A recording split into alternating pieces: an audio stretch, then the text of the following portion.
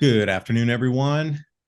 I know you're always looking for new, exciting information about prehistory because a lot of this is cycles. A lot of things we're seeing in our world today seem to be revolving around cycles. You see there's a change that's occurring at the moment. So ask yourself, why are all the changes happening right this second when these same changes could have happened 10 years ago, 8 years ago? But why is it right now that the changes are occurring? Well, if we're entering into another cycle, something heavier, more powerful that will shift society, well, perhaps we are going to, look to the past, the ancient past, to see what is happening and how this could explain some of the changes we're seeing in our modern world today. So I have with me David Stig Hansen. Now, what's so interesting is he went out to Mauritania and hired guides and found his way out to the Richat Structure. Now, that's exciting itself, and that's a full program in its own, but we want to step beyond that to some new discoveries. After, I'm going to let him talk, I'm just doing the introduction here, but and after we spoke, he's like, yeah, there was some things that were there, they're not there, there's a lot of conjecture, but you know what? I found all this other stuff, canals and what looked like mining quarries and ancient mining slag piles and different things.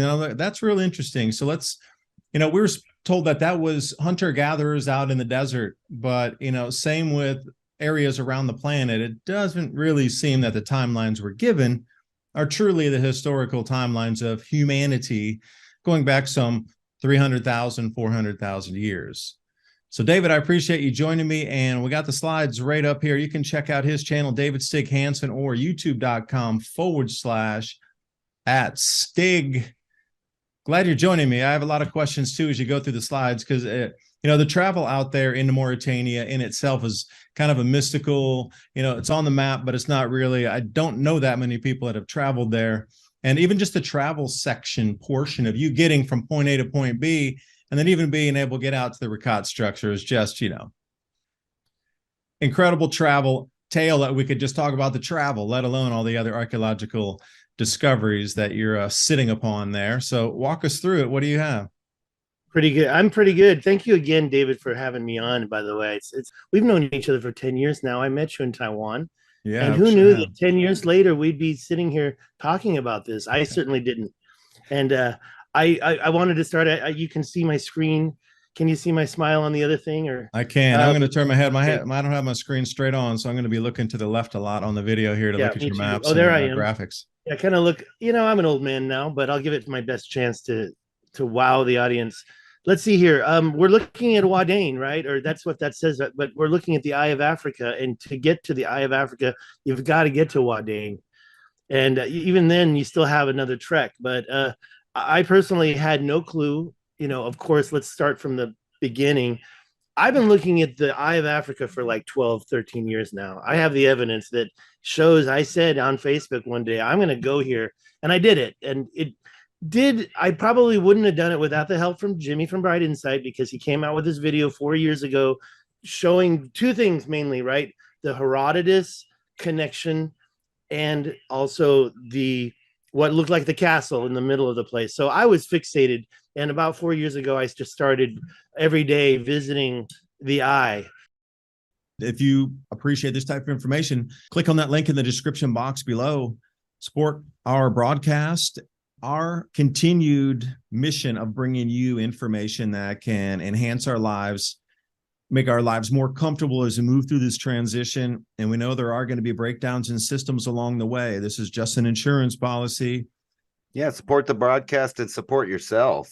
This is a saying I like to say, help me, help you. And this is one of those things. You can help us by helping yourself. And remember, any purchase that you make with the links, whether it be through the podcast in the description box or on the videos across the multiple platforms after we stream, helps us keep this type of information and this show on air. That's going to make a huge world of difference, sharing information in communities. And then, of course, COVID happened, and I ended up having to leave my job in Taiwan and reset my life. And luckily, I had a budget at the time, and I said, that's it, I'm going to go. And it was in the middle of COVID. I didn't have any vaccines, so I had to use the CPR test to get out of LAX. The cost of the trip, and actually it was a year ago, my first trip was, I'm just getting the Facebook reminders of the trip, and it it's unbelievable how almost easy it was during COVID. I had to show the CPR test to get in and out, to get back on the plane. And I had to, what was the other problem? There was I had to, the ticket was canceled. The flights were canceled. There was a fresh new canceling of flights like January 10th. I was just about to buy the ticket and I didn't put my money down. And then suddenly the flight wasn't available. And I was down at AAA trying to get it through the travel agent down there because I wanted to meet with a live person. The flight was canceled and I'm like, oh my gosh, this is going to be a challenge. And I was just checking into everything and suddenly there's no flights available. And I'm like, well, I guess I'm not going. And then I said, you know what? Let me just try to book my own ticket online. And I booked it for $1,500 round trip. If I'm wrong, it was 1,000. It was very cheap, both flights. And I just want to contrast that when I went the second time, just in October, and it was a different story. I was on French Air France, and I was checking the flight. I said, well, that's reasonable. But it turned out it was only the first trip to France, not the second trip. They were giving every one-way flight a separate price. So they were up to like $2,000, almost $3,000. And I wanted to get it as cheap as I had before. And I took a flight which went through Turkey, and I had to stay over for like 18 extra hours, which wasn't so tragic. I mean, I was experiencing Turkey from the transit lounge, and that was it. But then once I arrived in Nouakchott, and if you want to take Nouakchott at, I've heard you throw this term around. That's the coastal city, right? Now, what are those sand dunes that look like they're pouring off there? It looks like some space, definitely some water came spilling over there. Erosion pattern. Yeah. Well, you can't see that from the land very easily. But you cannot. No, I didn't think you could. We've been hypothesizing on this for a long time. Those dunes. This is Nouakchott. It's just a little tiny town. I believe that the ancient Taman Reset Paleo River didn't quite come out down here, but that didn't mean that there wasn't other stuff. And you fly in. There's the airport, right? There's an old airport. Is that the old one or the new one? Pretty sure that's like the old one because I think the new one's way up here somewhere. It's quite a drive out of town. I guess that's it right there. And all right, I'm getting dizzy with the movement here. You're walking down the street, you're going to see, I'm sorry, I'm bad with the lens there, but you saw I can kind of get it back just a little bit. Oh, no, so that's all right. Lens flare is good. It just shows there's bright sunshine. They were trying to use that out there as a solar panel area for concentrating solar power and going to use high voltage direct current cables to deliver that sunlight, produce power up to Europe from there. Can you imagine how just the idea of getting this? No, what's the building there that we're looking at? I mean, what's the well, I don't read Arabic, but I do believe that is a military building of some sort. It's an administrative building that they decided they needed to do construction. And they, you can see they sealed up one hole that was in the front, maybe the same project or maybe a separate project. But the idea that they just busted through, maybe there was a window right there, but I just saw that and thought it was exciting. The fact that they would do it like that. I mean, you wouldn't get away with that. I don't know what kind of building mud flood in advance, already putting the entrance to the second floor already in place. And you've got the same thing happening downstairs there. So what does the street life look like? Oh, they got a tuk-tuk there. I mean, how expensive is it to get around? I didn't do it a lot because I didn't have any. I'm sorry. I speak English. I speak Mandarin Chinese, and I speak Spanish. None of those languages work in Nouakchott. When you're going down the street, they're mainly speaking a Berber Arabic. It's kind of like a combination of Berber and Arabic. If you spoke Arabic, everybody would understand you. But if you're going there, you may not understand what they're saying if you speak Arabic. The poor, they put their money on the table and they show off the change they do have, asking for a little more. This is a basic thing happening when they're that stick that they were chewing on that wood the whole trip. This is taking me back a year. This is my first trip. I haven't looked at these videos in a while. The first trip and even the second trip, I didn't really focus on the Nouakchott stuff. I was focused mainly on, and I'm not going to show you these videos the whole time. I'll give you a couple more of downtown Nouakchott. Yeah, and I'm course, curious downtown what it looks like, and well, what was the accommodation where you stay, and moreover, I mean, were people really knowing that there was such a large structure of historical significance in the country, or was it just like, nah, it's always been there, we don't even think about it? Oh, you're here to see that? Oh, why would you do that? I mean, what's their feeling of the place itself? Well, people in Nouakchott have no clue about the Richat structure. I mean, they do have a clue about it. It's on their money. It's on one of their currency denominations has the Richat structure, and they've also got the where you add value to the cards, and it's on one of those. I brought a couple of those back, and the funny thing was my host. I entered the number. He immediately crumpled it up, and I was like, "What are you doing? I want that." And so I uncrumpled it, and yeah, he thought it was rubbish art. You got the number out of it already. No, I want the artwork on it. Yeah, I wanted to save this. Yes, that's their iconic building, and I wanted to point that out right over there. I don't know if you can see my mouse moving, but right over to the left where the construction is happening, there's a question that someone's going to ask: is how did I get to the Richat? Well, there's a Euro car right there. See, I didn't really. I'm not the type of guy to go to a travel agent and get it all figured out in advance. And I also knew from talking to Josh Ferguson and Graham from Indie Archaeology, those two. Well, Josh doesn't have a YouTube channel anymore, but he's got a prominent website and Indie Archaeology. He's there right now. In fact, when he comes to the YouTube community, he and I are both. We are the only two people who've been there twice. I'm sure that if you count the guides, they've been there hundreds of times. So there's nothing special about that. But I used to be the only guy who had been there twice. Now today, Indie Archaeology is there. And so I was talking to those guys and listening to their videos about it. And that was even before I even went. It was like before I even came home from Taiwan. And the questions were, the first thing I asked Graham was, why didn't you go to the castle? We probably should get this up on the screen. So I'm just curious what kind of things you might have passed. But like, how far is it for you flew into the airport? How far is it to actually get out way into the desert? It's about a 6-hour drive. And how much is your land transport talking? Yeah, you turn sideways. How much is the land transport if you're going to get out there and move around? Did I get back? Yeah. Okay, so let's start right here with this image of their national. I don't really know if that's their national building, but it's very iconic. And it's not exactly in that building, but it's to the left of it. There is something called Eurocar. And Eurocar, it is really the way to go because they have the newest trucks. They have drivers. You do want to let them know. There's a couple of things about the Richat. If you want to go to the Richat, it shouldn't be a problem. But if you want to go to some other places, you need a second truck. What I would do is to go back to Eurocar and get one truck, drive out to Atar, and shall I show the map now? Yeah, sure should. I'm interested in the journey through the desert there too, because I remember you showing me when we first talked. You had a journey like looking out the windshield, driving through the desert there, and what to expect.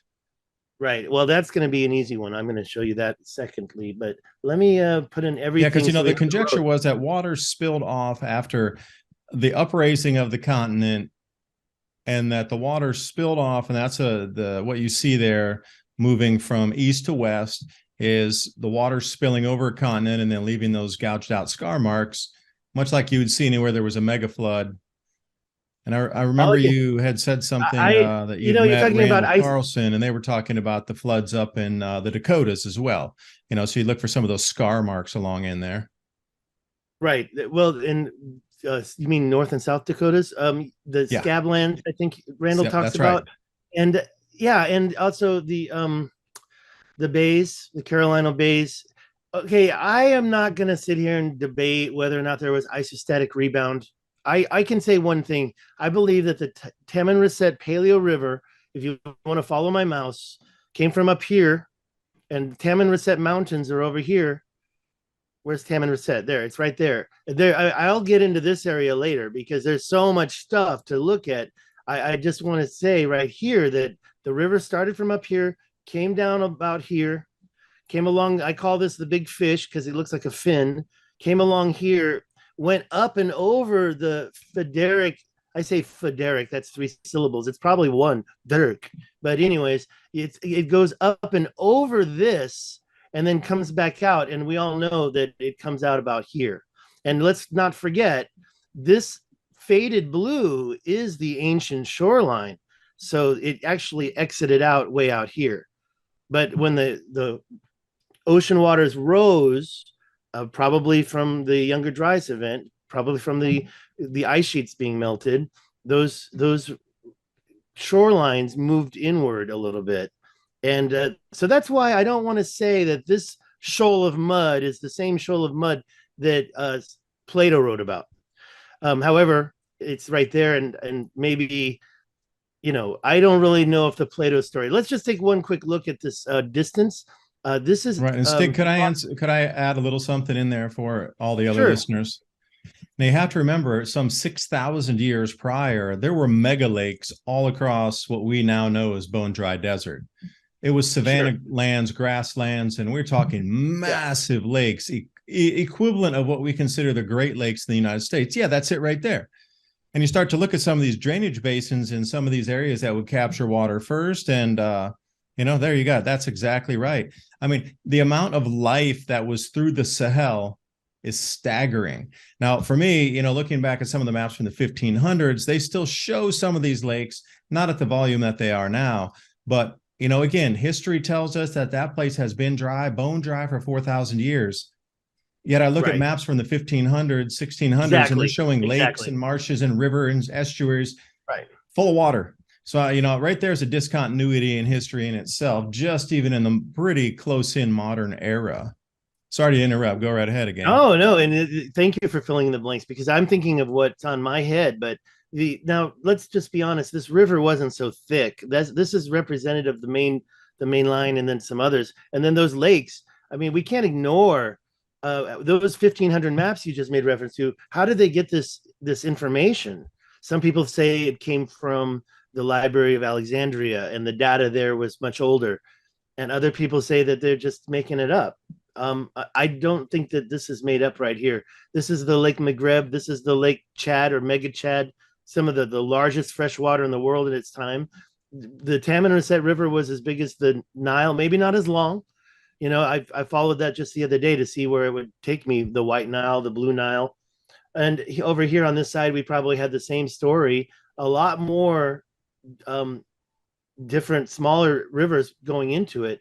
And if you look at the way the Mississippi River, I mean, it looks like it's a spider web. So of course, this is just the basic secondary and main river, not all the tributaries. Two things I'm going to show you: the Richat, but also what was maybe before the Richat, maybe what was happening before Atlantis. Let's finish this. The trip from Nouakchott to Attar. Attar is a key point. You got to get to Attar. And I once see the you yellow get to dot Attar, right there. I'm going to move that over to Attar. Yeah, Attar, Atar. And the guy Graham from Indie Archaeology did what I wanted to do, which is he flew directly to Attar. There's only one flight, Point Afrique, and they have flights once a week from Charles de Gaulle, Paris to Attar, and the price is $380, about $400 one way. So you're in Attar, you need to get home. That's another $400. You definitely can do it cheaper by renting a car from Nouakchott. The distance here says 250 miles. Let me show you some video of that trip. Let me get that out. How easy is it to find petrol? Okay, there's no. Okay, so there's this city here. Actually, I wish that the letters stayed bigger. This is a mining town. You can see the mine right there. So that's the first stop. You don't need gas there because we're going to Attar. It's only 250 miles, but you definitely need to get gas in Attar. And then after that, you're taking a road that goes up over to the Adrar Plateau. You're getting up here. This is a main point for me right here. It says Passe des Noates.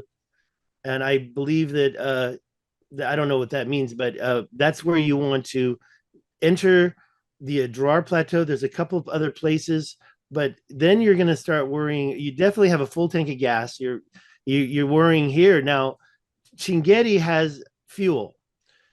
And I'm going to back out and I'm going to follow the road over to Wadan.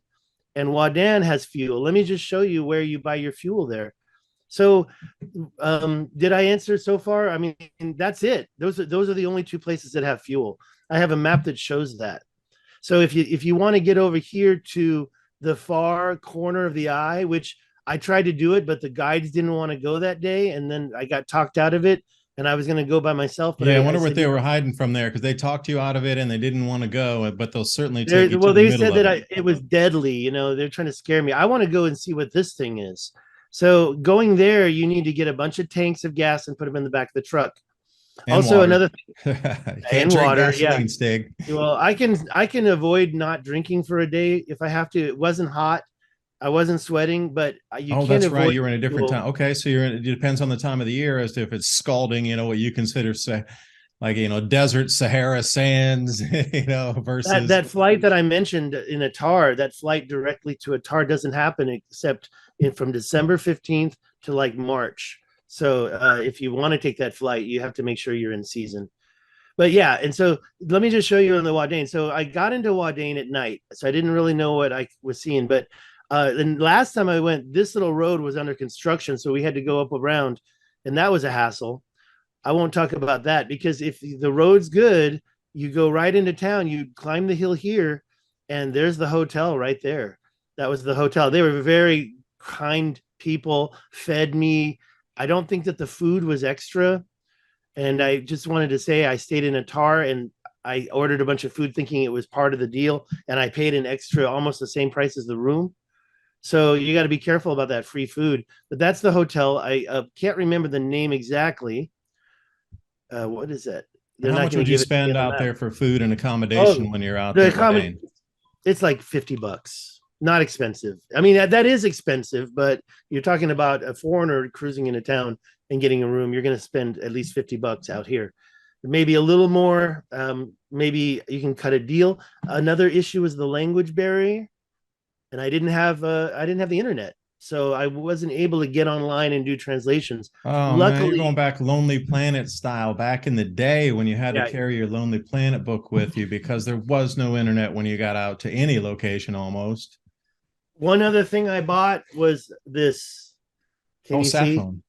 Yeah, I got it for the trip because I didn't want to be stuck in the middle of this Sahara Desert. This thing, don't get me started. I was going to try to keep it working, but it's just too prohibitively expensive to keep that working. But when you're going to Africa, but from my understanding, the second time I went, I called them back up and made sure it was on and paid him like $150 and got like 30 days service. Went to Africa the second time, and then when I came back, they said, "Oh, by the way, if you don't get it again, you're going to have to get a new SIM card."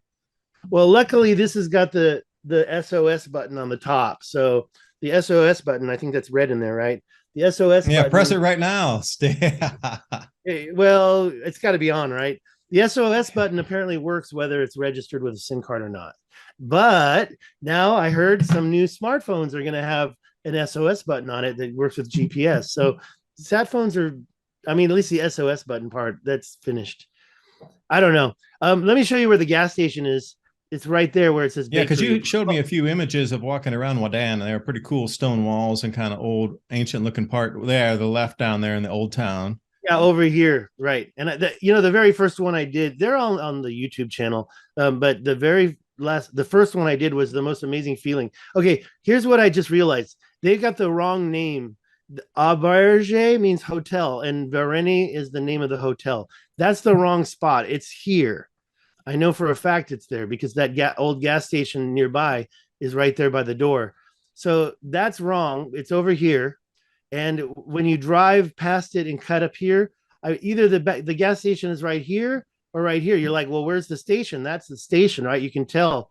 But no, this is coming out of the side of somebody's house. So I'm pretty sure it's like right there.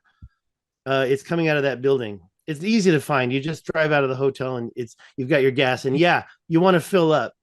I mean, honestly, if you really know your distances, you don't have to worry about a quick trip into the Richat from there. It's not that far, right? It's actually, let's measure it.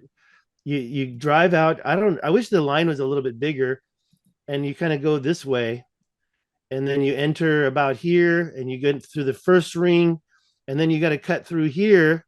It's a little shortcut, and then you are here and you go up to the center. That's only 24 miles. So you don't really have to fill up your tank if you're 3/4 full for a trip to the center. Now, my second time, I wanted to get over here, but unfortunately, due to circumstances beyond my control, it didn't happen. I wanted to visit this city, and I also wanted to visit this city, but unfortunately, the Wait, I don't see a guides. city out there. You're talking about an ancient city, It's not a city. I'm wrong to say. I misspoke. I town, misspoke. No, settlement. not even a town. Not even a town. One building. Well, that counts as a settlement.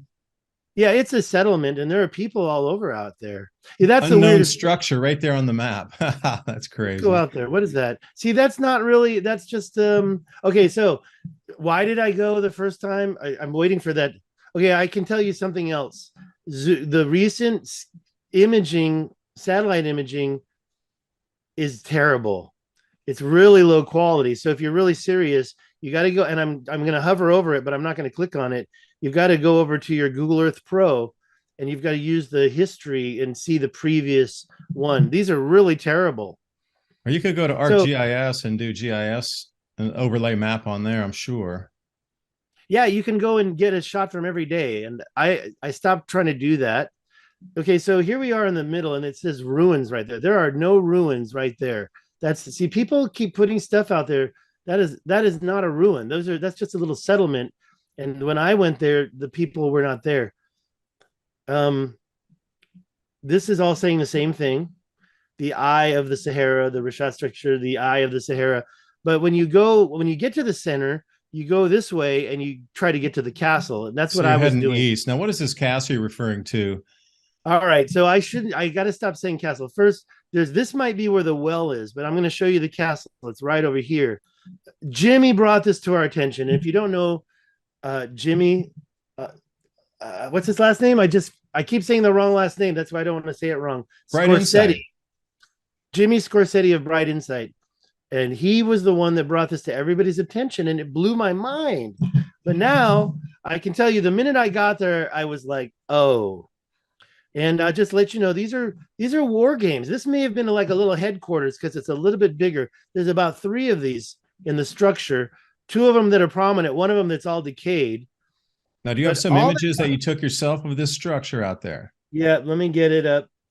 Let me just... Yeah, because I'm thinking, this Eye of Africa, like everywhere you turn, there's going to be, an ancient ruin out there, and it should be the foundation bedrock of a city if it was Atlantis. Like you're going to be stumbling and tripping over stone artifacts and da-da-da-da. At least that's the image they place in your head. But you're telling me there's something completely different going on out there, that, supposed locations are not what they seem. And then, there's all these canals around. I'm going to get the video. That's the stone. That's it. Yeah. And basically it's a pile of rocks, and they're about 150 years old. I think there's a bunch of French headquarters that are out there as well. And French Foreign Legion back in the day, eh? Well, foreign. Why foreign? Yeah, the French military doing war games. I'm gonna get the videos pulled up. So that's what those walls are, is what you're saying there, right there. Those stone, the stones that are stacked on top of each other in that straight line formation. Those are and that's all the taller it is. The walls out there. That's all it is. So the castle is modern day, and we call them fortresses. I'm trying to find the video. I'm sorry I didn't have that ready for you, but the fortresses. I'm just gonna. Oh, there we go. This is over by Wadan, and these are very short videos. I think they're only like 15 seconds each, so I'll just let it play. If it's not Wadan, I think we're pulled over for a police roadblock right there. And I did put on some spy glasses. This is basically going across the Sahara. The roads aren't in that bad of condition, are they? No, sometimes the sand dunes get in the way. Last time I went, the sand dunes had been moved out of the way, but the first time I went, we had to pretty much drive over sand that had blown across the road. You can see it in Google Earth sometimes when you're following the road.